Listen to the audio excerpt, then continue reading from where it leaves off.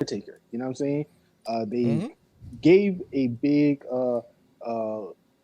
tribute to his legacy, 30 years, pretty strong.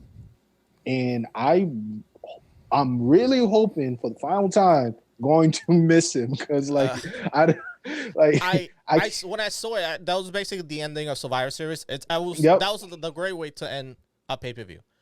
I was watching it. Yeah, Kane. He just stayed in character, which was hilarious. Yeah, but I feel like when I was watching it live, the ending when Paul Bearer got they did the 3D, that almost got to me. I was like, oh, tear. I was like, no, but it was good. And I like that the Undertaker now he's opening up and talking because basically think about it, you have to be in character for 30 years and be mysterious and not talk.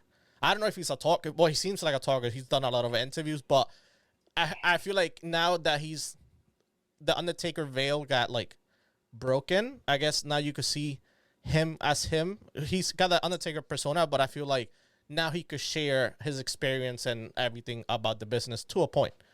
I mean, I'm not sure how much he could have talked when he was the American Badass. True. You know what I'm saying? But it is nice to get more insight of, his first matches when he appeared in Survivor Series. Back in it has to be 1990. Then you got to consider his first championship win, working with Kane, working with Triple H, working especially with Shawn Michaels. The story, his real. I really want to hear his thoughts on how he really felt when Brock Lesnar broke the WrestleMania record. I think they did when he did the interview with Stone Cold, the second one. The second one, he talked about the record because the record wasn't a thing until he did basically 1 to 110. Then from 10 on, that's when the record became a thing. But I like that. I think the second one that he talked about the record. He talked about Ric Flair, kind of there's some spots that they had to redo, and he told Flair, I'm like, you ready, kid? And he had to redo the spot. He talked about the Brock Lesnar thing. He didn't like that Brock Lesnar was the one because he didn't need it, which is true.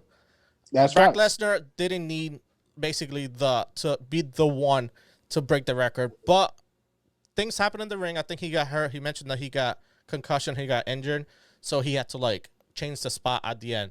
But I'm surprised the one that he said that he was more willing to give the spot to was Roman Reigns, which speaks a lot. I think so that means Roman Reigns. Value. Yeah, I feel like Roman Reigns didn't Brock Lesnar made himself.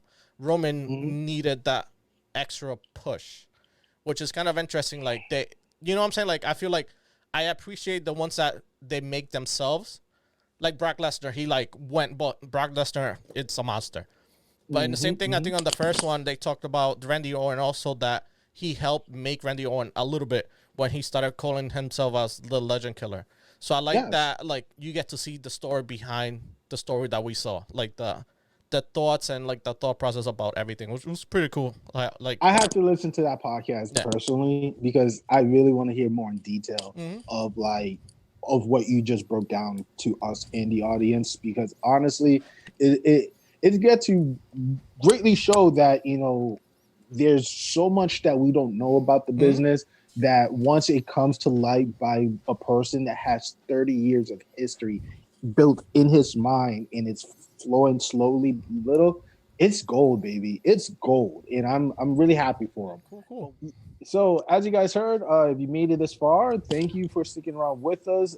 If you did not, then hey, you missed out on a great ending. Again, you know where to find us. We're on the YouTube, we're on the Facebook, we're on the Insta, we're on Twitter. The Providence Lucha Talk. Thank you again for everybody who's been supporting us when we was absent, and we're hoping to come up with a new scheduling that's going to be flexible for us to be able to accommodate and be able to continue this hustle. You know what I'm saying? So thank you guys. So till this time, my name is Jay Aguila. It's Luisito. And we say peace. See ya.